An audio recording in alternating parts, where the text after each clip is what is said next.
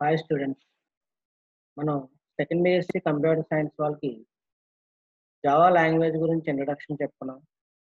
అలాగే జావాలో మనం simple programmes ఎలా రాయాలి, అలాగే మన కండిషన్ అండ్ కంట్రోల్ స్టేట్మెంట్స్ ఉపయోగించి మనం జావాలో ప్రోగ్రామ్స్ ఎలా రాస్తామో చెప్పుకున్నాం. ఈరోజు క్లాస్కి వచ్చేసరికి మనకి ఊప్స్ కాన్సెప్ట్ అనేది ఏంటి, అంటే మెయిన్ జావా యొక్క అడ్వాంటేజ్ ఏంటి, దాంట్లో ఊప్స్ కాన్సెప్ట్ అనేది ఏంటి. సో ఆ కాన్సెప్ట్ గురించి మనం చూద్దాం. సో ఫస్ట్ ఆఫ్ ఆల్ మన జావా వచ్చేసరికి object oriented programming structure oops కాన్సెప్ట్ని సపోర్ట్ చేస్తుంది. సో అంతా మనకి C++ కానీ జావా కానీ ఆబ్జెక్ట్ ఓరియంటెడ్ ప్రోగ్రామింగ్ స్ట్రక్చర్ని సపోర్ట్ చేస్తుంది. జనరల్గా సి లాంగ్వేజ్ వచ్చేసరికి మనకి ప్రొసీజర్ ఓరియంటెడ్ లాంగ్వేజ్ అంటాం. అది ఆల్రెడీ మనం దాని గురించి చెప్పుకున్నాం. ఇప్పుడు అన్ని మనం ఏం చూద్దామంటే జావా వచ్చేసరికి object oriented programming structure. So దీంట్లో మనకి ఏమేమి కాన్సెప్ట్స్ ఉంటాయి? Objects and classes. What is the class? Class is nothing but a structure in C language. మనం సి లాంగ్వేజ్లో స్ట్రక్చర్స్ చెప్పుకున్నాం. సేమ్ యాజ్ మనకి ఆబ్జెక్ట్ ఓరియంటెడ్ కాన్సెప్ట్ వచ్చేసరికి క్లాస్. కాకపోతే స్ట్రక్చర్కి క్లాస్కి ఉన్న మెయిన్ డిఫరెన్స్ ఏంటి? స్ట్రక్చర్లో ఓన్లీ వేరియబుల్స్ మాత్రమే ఉంటాయి, క్లాస్లో వేరియబుల్స్ ఉంటాయి, దాంతోపాటు మెథడ్స్ ఉంటాయి. అదే మనం సి లాంగ్వేజ్లో ఫంక్షన్స్ అంటాం, జావాలోకి వచ్చేసరికి ఏమంటాం అంటే మెథడ్స్ అంటాం. సో స్ట్రక్చర్ అనేది same as class. But major difference ఏంటంటే సి లాంగ్వేజ్లో మనం స్ట్రక్చర్స్ తీసుకుంటే స్ట్రక్చర్స్లో ఓన్లీ మనకి వేరియబుల్స్ అంటే డేటా మాత్రం ఉంటుంది, మెథడ్స్ ఉండవు. జావాలోకి వచ్చేసరికి ఈ క్లాస్ అనే కాన్సెప్ట్ వచ్చేసరికి దీంట్లో మనకి వేరియబుల్స్ ఉంటాయి, మెథడ్స్ ఉంటాయి. ఈ మెథడ్స్ అనేది దేనికోసం అంటే టు మ్యానిపులేట్ దట్ డేటా. దాన్ని మన మెథడ్స్నే కోడ్ అంటాం. సో సింపుల్గా చెప్పుకోవాలంటే class is nothing but a collection of variables and methods. Methods దేనికోసం అంటే to manipulate that data. Methods are also called as code, COD, code. Code also method. Okay. So ఇక్కడ మనకి code అంటున్నాం. Code అన్నా method అన్నా ఒకటే, రెండింటికి difference ఏమన్నా? కోడ్ అన్నా మెథడ్ అన్నా రెండు ఒకటే అవుతాయి. సో రెండు డిఫరెన్స్ ఏమన్నా? సో ఇందులో మనకి మరి what about object? Object is nothing but A run time entity. Object is nothing but A run time entity. Just మనం ప్రీవియస్ క్లాస్లో అంటే మనకి సెకండ్ సెమిస్టర్లో సి లాంగ్వేజ్ నేర్చుకున్నప్పుడు స్ట్రక్చర్కి ఒక ఎలియాస్ని క్రియేట్ చేస్తాం. ఎందుకంటే స్ట్రక్చర్లో ఉన్నటువంటి వేరియబుల్స్ని యాక్సెస్ చేయాలంటే ఒక alias is nothing but object. Same as oops కాన్సెప్ట్లో క్లాస్కి ఆబ్జెక్ట్ని క్రియేట్ చేస్తాం. So object is nothing but A run time entity. Run time entity అంటే రన్ టైంలో మాత్రమే దీనికి మెమరీ అలొకేట్ చేయబడుతుంది, రన్ టైంలో మాత్రమే యూజ్ చేస్తాం కాబట్టి రన్ టైమ్ ఎంటిటీ అని కాల్ చేస్తాం. అది ఆబ్జెక్ట్. సో ఆబ్జెక్ట్ని ఇంకో నేమ్తో కాల్ చేస్తాం, క్లాస్ వేరియబుల్. క్లాస్ వేరియబుల్ జనరల్గా మనం ఇప్పుడు ఇంట్ అని రాసాం, ఇంట్ ఏ అన్నాం అనుకో, ఏ అనేది integer type variable. Some float X అన్న, ఎక్స్ అనేది మనకి ఫ్లోట్ టైప్ వేరియబుల్. అలాగే మనం ఆబ్జెక్ట్ క్రియేట్ చేసామంటే ఆబ్జెక్ట్ అనేది మనకి క్లాస్ టైప్ వేరియబుల్. జస్ట్ ఒక ఎగ్జాంపుల్ తీసుకోండి. ఫ్రూట్ అనేది ఒక క్లాస్ అయితే, ఫ్రూట్ అనేది ఒక క్లాస్ అయితే దాంట్లో మనకి మ్యాంగో అనేది ఒక ఆబ్జెక్ట్. ఎందుకంటే మ్యాంగో కన్నా ఎటువంటి లక్షణాలు ఉంటాయి? ఫ్రూట్ ఉన్న లక్షణాలు. సో ఫ్రూట్ బనానా, బనానా అనేది ఆబ్జెక్ట్ అవుతుంది, object of the fruit class. So fruit అనేది ఒక క్లాస్ అయితే మ్యాంగో అనేది మనకి ఆబ్జెక్ట్ అవుతుంది. సో అలా మనకి ఎనీ ఫ్రూట్ అంటే means mango, banana, pineapple, papaya ఇవన్నీ మనం చెప్పుకోవచ్చు ఎగ్జాంపుల్. సో ఇది మనకి class, object. Next one data abstraction and encapsulation. జనరల్గా encapsulate means hiding of methods. Hiding of methods అంటే మనం తీసుకున్నటువంటి డేటా కానీ మెథడ్స్ కానీ అన్నీ ఒక సింగిల్ యూనిట్ని ట్రీట్ చేస్తాం, దాన్నే క్లాస్ అంటాం. దాన్ని మనం క్లాస్ అంటాం. అంటే మనం రాసినటువంటి మెథడ్స్ కానీ డేటాని కానీ వేరే వాళ్ళు ఎవరు యాక్సెస్ చేయకూడదు, దాన్ని హైడ్ చేసుకొని ప్రొటెక్ట్ చేసుకోవాలి, మన దగ్గరే ఉంచుకోవాలి. మనం వేరే వాళ్ళకి ఎవరికైనా మన పర్మిషన్తో వాళ్ళు యాక్సెస్ చేయాలి తప్ప, లేకపోతే మన పర్మిషన్ లేకుండా వాళ్ళు యాక్సెస్ చేయకూడదు అనుకోండి. అప్పుడు మనం డేటాని ఏం చేస్తామంటే ఎన్క్యాప్సులేట్ చేస్తాం. సో డేటాని మెథడ్స్ రెండింటిని కలిపి మనం ఒక ప్రత్యేకంగా ఒక స్పెషల్ ప్లేస్లో పెడతాం, దాన్ని ఒక సింగిల్ యూనిట్ని ట్రీట్ చేస్తాం, దాన్నే మనం క్లాస్ అని కాల్ చేస్తాం. దాన్నే మనకి ఎన్క్యాప్సులేషన్. మరి what about abstraction? Abstraction is nothing but refers to representation essential features without including the background details of explanation. అంటే మీరు ఏదైనా రాసుకోండి, మీరు కోడ్ హెడ్డింగ్ ఒకటి ఉండొచ్చు, దాంట్లో చేసే వర్క్ వేరుగా ఉండొచ్చు. ఎడిషన్ అన్నామంటే ఎడిషనే చేయాలని లేదు, ఏదైనా కావచ్చు. And at the same time ఈ అబ్స్ట్రాక్ట్ చేసేటప్పుడు మనకి దాని యొక్క సైజు, వెయిట్, కాస్ట్ చెప్తా ఉంటాం. What about size? దీంట్లో మన సైజ్ ఏంటి, వెయిట్ ఏంటని డౌట్ రావచ్చు. మీరు ఒక క్లాస్లో వేరియబుల్స్ తీసుకుంటారు, ఇంటీజరు, ఫ్లోట్, క్యారెక్టర్ ఇలా తీసుకుంటూ ఉంటాం. జనరల్గా సి లాంగ్వేజ్లో ఇంటీజర్ యొక్క సైజ్ ఎంత అంటే 2 bytes. అదే మనకి జావాలోకి వచ్చేసరికి దీని సైజు, ఇంటీజర్ యొక్క సైజు ఇక్కడ మనకి 4 bytes తీసుకుంటాం. సో అలా మనకి సైజ్ అంటాం, దాన్ని సైజ్ ఆర్ వెయిట్ అని చెప్తూ ఉంటాం. సో దాన్ని మనం ఇక్కడ data abstraction. Next one, inheritance. What about inheritance? Inheritance is a special mechanism. Inheritance is a special mechanism. Derives from one class to another class.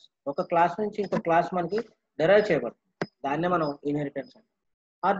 దీని మనం ఇంకో రకంగా చెప్పుకోవచ్చు. One class acquires properties from another class. ఒక class నుంచి ఇంకో class మనకి properties acquire చేస్తుంది. అంటే ఫాదర్ నుంచి చైల్డ్. సో ఫాదర్కి ఉన్న ప్రాపర్టీస్ ఏవైతే వచ్చినాయో అవన్నీ చైల్డ్కి వస్తూ ఉంటాయి. ఫాదర్కి ఉన్న ప్రాపర్టీస్ ఏవైతే ఉన్నాయో అవన్నీ చైల్డ్కి వస్తూ ఉంటాయి. సో వీటిని మనం ఇటువంటి వాటిని ఇన్హెరిటెన్స్ అంటాం. మనం హెరిడిటీ అని జనరల్గా కాల్ చేస్తూ ఉంటాం. అంటే ఫాదర్కి ఉన్నవన్నీ చైల్డ్కి వస్తూ ఉంటాయి, పేరెంట్కి ఉన్నవన్నీ. సో అలా మనకి ఏంటంటే ఇక్కడ మనం ఈ కాన్సెప్ట్ని ఇన్హెరిటెన్స్ అని కాల్ చేస్తాం. అంటే inheritance is a special mechanism to derive from one class to another class. ఒక క్లాస్ నుంచి ఇంకో క్లాస్ డెరైవ్ చేయబడుతుంది, దాన్నే మనం ఇన్హెరిటెన్స్ అంటాం. దీన్ని ఇంకో రకంగా చెప్పుకోవచ్చు. One class acquire the properties from another class. వేరే క్లాస్ నుంచి మనం అక్వైర్ చేసుకుంటే, ప్రాపర్టీస్ని అక్వైర్ చేసుకుంటే దాన్ని కూడా మనం ఇన్హెరిటెన్స్ అంటాం. అయితే ఇన్హెరిటెన్స్లో డిఫరెంట్ టైప్స్ ఆఫ్ మోడల్స్ ఉంటాయి. ఆ కాన్సెప్ట్ ఏంటనేది మనం దాని గురించి తర్వాత క్లాస్లో చూద్దాం. అంటే మనకి ఇన్హెరిటెన్స్ అనే ఒక చాప్టర్ వస్తుంది సెపరేట్గా, అప్పుడు దాని గురించి చూద్దాం. Next one, polymorphism. Poly means many, morph forms, different forms.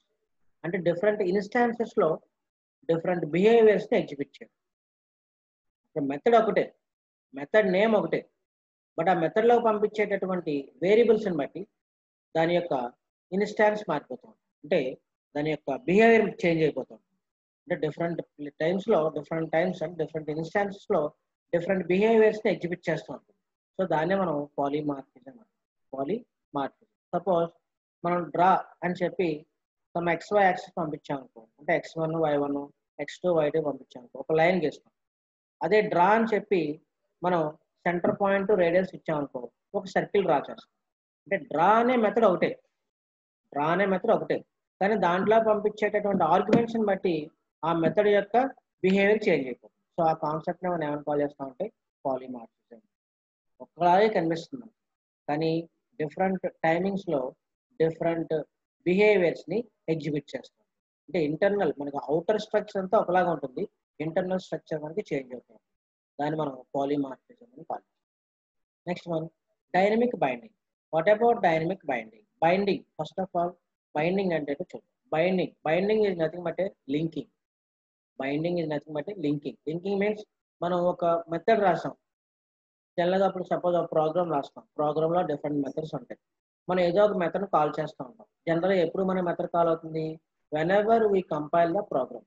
ఎప్పుడైతే మనం ప్రోగ్రామ్ కంపైల్ చేస్తూ ఉంటామో అప్పుడు మనకు కావాల్సినటువంటి మెథడ్ని కాల్ చేస్తూ ఉంటాం. That is called linking. దాన్ని మనం procedure call. Procedure is nothing but A method call. మనకి ఏ మెథడ్తో అయితే వర్క్ ఉందో ఆ మెథడ్ని మనం ఎప్పటికప్పుడు కాల్ చేసుకుంటాం. అయితే అందులో డిఫరెంట్ టైప్స్ ఆఫ్ మెథడ్స్ ఉంటాయి, ఆ నెంబర్ ఆఫ్ మెథడ్స్ ఉంటాయి. కానీ మనం అన్ని మెథడ్స్ని ఒకేసారి యాక్సెస్ చేయాలి. మనకి ఎప్పుడు ఏ మెథడ్ కావాలి అనేది ముందుగా తెలిస్తే దాన్ని మనం స్టాటిక్ బైండింగ్ అని కాల్ చేస్తాం. ముందుగానే తెలిస్తే స్టాటిక్ బైండింగ్ అంటే మనం పర్టికులర్ మెథడ్ని కాల్ చేస్తాం అని ముందుగానే మనం డిసైడ్ అవుతాం. అట్లా కాకుండా మనం ప్రోగ్రామ్ రన్ చేస్తున్నాం, రన్ టైంలో ఎప్పుడు ఏ ప్రోగ్రామ్ అవసరం అవుతుందో మనకు తెలియదు. అంటే ఎప్పుడు ఏ మెథడ్, ఒక ప్రోగ్రాంలో డిఫరెంట్ మెథడ్స్ ఉంటాయి, ఎప్పుడు ఏ మెథడ్ మనకు అవసరం తెలియదు.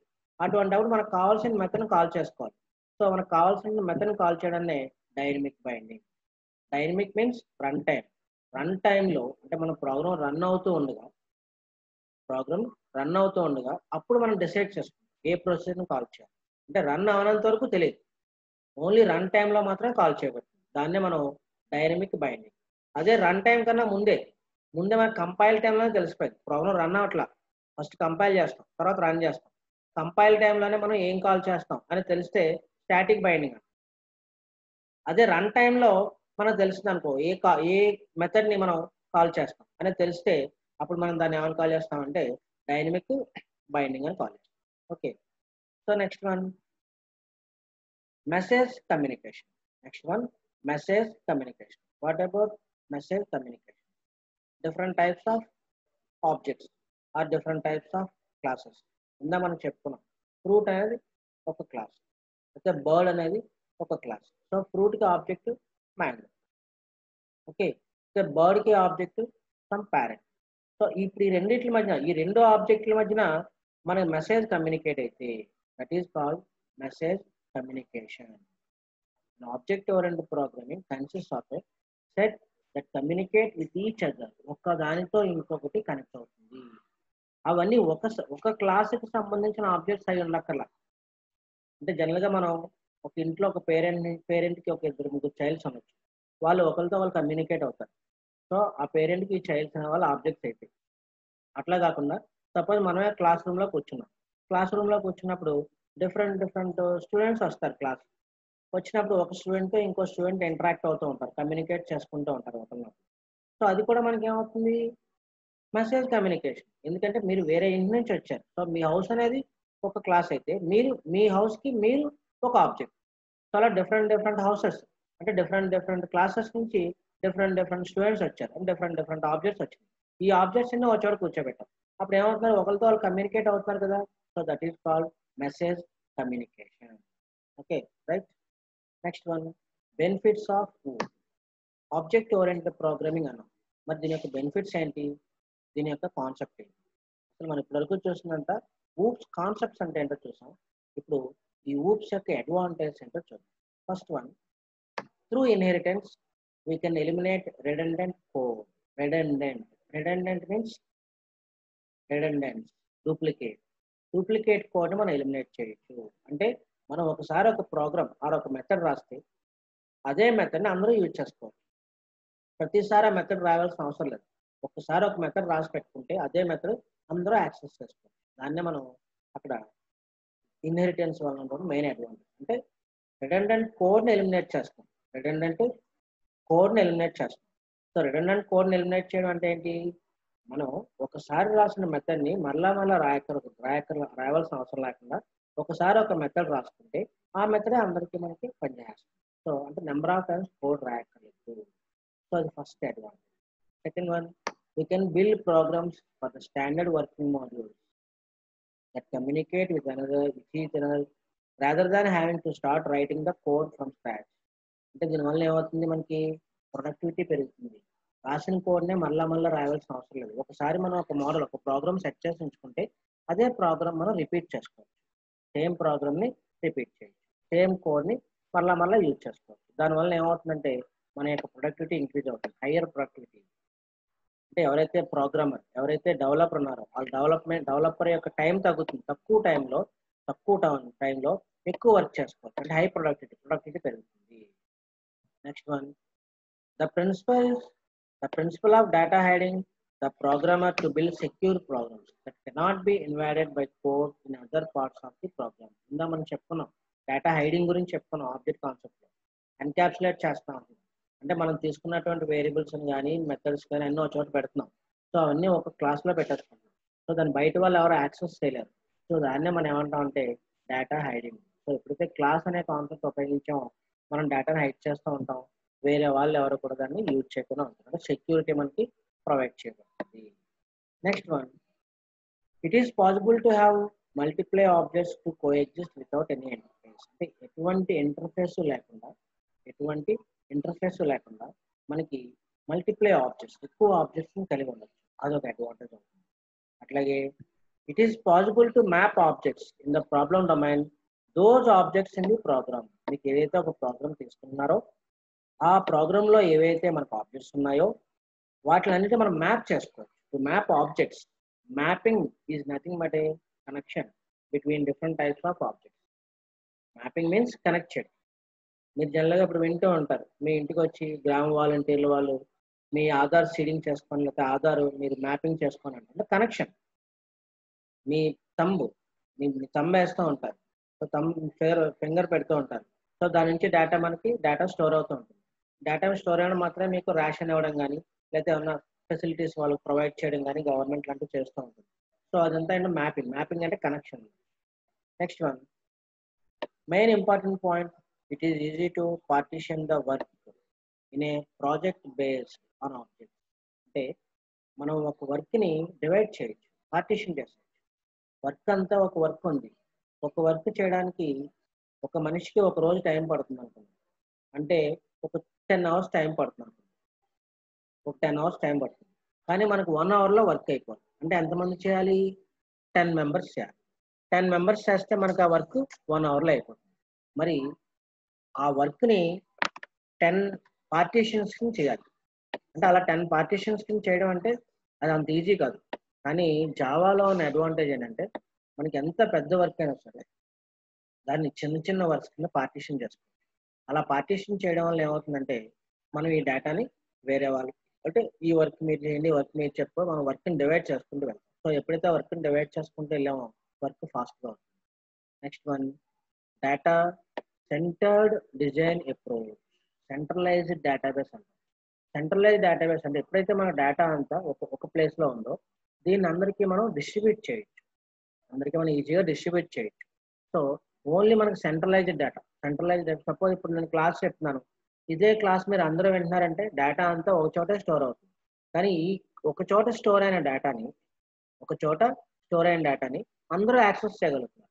సో అందరూ యాక్సెస్ చేయగలుగుతారంటే యాక్చువల్గా డేటా అందరి దగ్గర లేదు, ఒక సిస్టంలోనే ఉంది. సో మనం ఎక్కడేదో ఏ యూట్యూబ్ ఛానల్లో అప్లోడ్ చేసి మీకు అందరూ కూడా షేరింగ్ లింకింగ్ ఇస్తే అందరూ షేర్ చేసుకున్నారు. అంటే డేటా అనేది ఒక ప్లేస్లోనే స్టోర్ అయింది. ఎప్పుడు కావాలంటే అప్పుడు మనకు ఆ డేటాను వాళ్ళు యాక్సెస్ చేసుకోవచ్చు, యూజ్ చేసుకోవచ్చు. అది మనకి centralized approach. Next one object oriented systems can be easily upgraded from small to large system. ఇది ఒక మెయిన్ అడ్వాంటేజ్. మనం ఏమైనా ఒక ప్రోగ్రామ్స్ లేకపోతే ఒక ప్రాజెక్ట్ ఏదో చేసాం, అది మనం ఫస్ట్లో చిన్నగా స్టార్ట్ చేస్తాం. తర్వాత దాన్ని మనం పెంచుకుంటూ వెళ్ళాలనుకుంటున్నాం. అంటే దాంట్లో డిఫరెంట్ మాడ్యూల్స్ ఏవో యాడ్ చేసుకుంటూ వెళ్ళాలి. మీకు వేరే సాఫ్ట్వేర్స్ ఉపయోగించామనుకో, ఆ సాఫ్ట్వేర్లో మళ్ళీ ఫస్ట్ నుంచి మనం ప్రాజెక్ట్ అంతా డిజైన్ చేసుకుంటూ రావాలి. కానీ జావాలోని అడ్వాంటేజ్ ఏంటంటే మనం ఒక ప్రాజెక్ట్ స్టార్ట్ చేసినప్పుడు చిన్నగా ఉంటుంది. బట్ ప్రాజెక్ట్ మనం కంటిన్యూ అయ్యేకొద్ది ఏమవుతుందంటే ప్రాజెక్ట్ యొక్క సైజ్ పెరుగుతుంది. అంటే ప్రాజెక్ట్ యొక్క సైజ్ పెరుగుతుందంటే దాంట్లో ఉండే కోడింగ్ కూడా పెరుగుతుంది. దాన్ని అప్గ్రేడ్ చేసుకోవాలి. అలా అప్గ్రేడ్ చేయడం చాలా ఈజీ. ఆబ్జెక్ట్ ఓరియంటెడ్ ప్రోగ్రామింగ్లో స్మాల్ సిస్టమ్ నుంచి లార్జ్ సిస్టమ్కి చాలా ఈజీగా అప్గ్రేడ్ చేసుకోవచ్చు. అది మిగిలిన లాంగ్వేజ్లో మనకి అంత పర్ఫెక్ట్గా చేయగలం. Next one message passing. Already మనం చెప్పుకున్నాం మెసేజ్ పాసింగ్ టెక్నిక్ గురించి. మనం డిఫరెంట్ ఆబ్జెక్ట్స్, మీరే ఉన్నారు స్టూడెంట్స్, డిఫరెంట్ ప్లేసెస్ నుంచి వచ్చారు. అంటే మీరు ఒక్కొక్క ప్లేస్కి అంటే ఒక్కొక్క హౌస్కి ఒక్కొక్క ఆబ్జెక్ట్. సో మీ మధ్యన ఇంటరాక్షన్ వస్తుంది. అంటే ఒకరితో వాళ్ళు కమ్యూనికేట్ చేసుకుంటున్నారు. సో డేటాను కమ్యూనికేట్ చేసుకోవడం వల్ల ఏమవుతుంది, మనకు ప్రతి విషయం షేర్ చేసుకోవచ్చు. ఎక్స్టర్నల్గా మనం షేర్ చేసుకునేటటువంటి అవకాశం ఉంటుంది.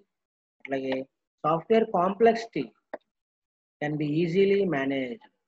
సాఫ్ట్వేర్ మనకి ఎంత కాంప్లెక్స్గా ఉన్నా మనం చాలా ఈజీగా మేనేజ్ చేయొచ్చు. కాంప్లెక్సిటీ ఉంటుంది, బట్ అంత కాంప్లెక్సిటీని కూడా మనం చాలా ఈజీగా మేనేజ్ చేసుకోవచ్చు. ఇవన్నీ కూడా మనకి ఊప్స్ యొక్క అడ్వాంటేజ్. మరి what about applications of oops అంటే ఎక్కడ ఉపయోగిస్తాం? సో ఇది మనకి ఒకటి రియల్ టైమ్ సిస్టమ్, రెండోది simulation and modelling, third hyper text, hyper media and expert text, AI and expert systems, neural networks and parallel programming, division support and office automation systems, CAD systems. Real time systems మీరు ఆన్లైన్లో చేసే works అన్ని real టైమే. ఆఖరికి ATM మెషిన్కి వెళ్తూ ఉంటారు, అది కూడా మనకి ఏంటి ఆన్లైన్ వర్క్స్ అన్ని real time systems. Simulation and modelling మనం ఏదైనా ఒక మోడల్ డిజైన్ చేస్తాం సాఫ్ట్వేర్, దాన్ని పట్టుకొని సేమ్ యాక్చువల్గా ఇంకో మోడల్ డిజైన్ చేస్తాం, దాన్ని సిమ్యులేషన్ అండ్ మోడలింగ్. అలాగే హైపర్ టెక్స్ట్ మీరు ఇంటర్నెట్లో ఉపయోగించే టెక్స్ట్ అంతా హైపర్ టెక్స్టే.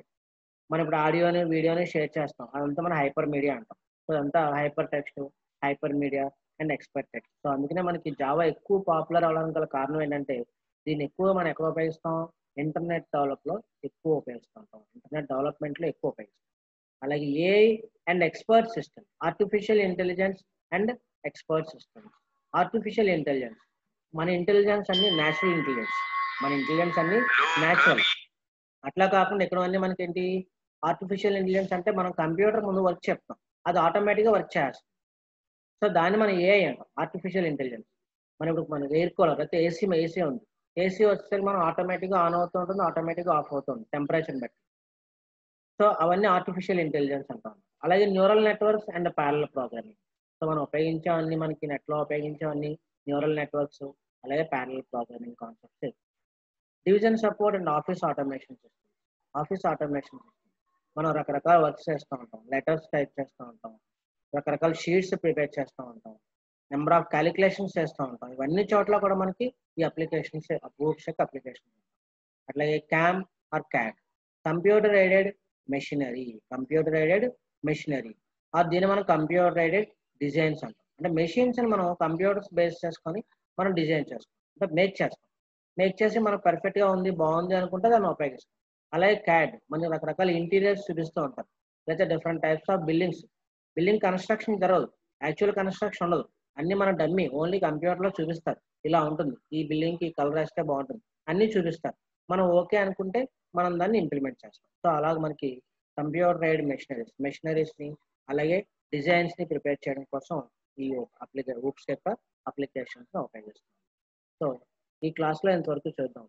నెక్స్ట్ క్లాస్ వచ్చేసరికి జావా యొక్క ఫీచర్స్, అలాగే జావా యొక్క ఎవాల్యుయేషన్ గురించి నెక్స్ట్ క్లాస్లో నెక్స్ట్ కాన్సెప్ట్లో చూద్దాం. ఓకేనమ్మా, బాయ్.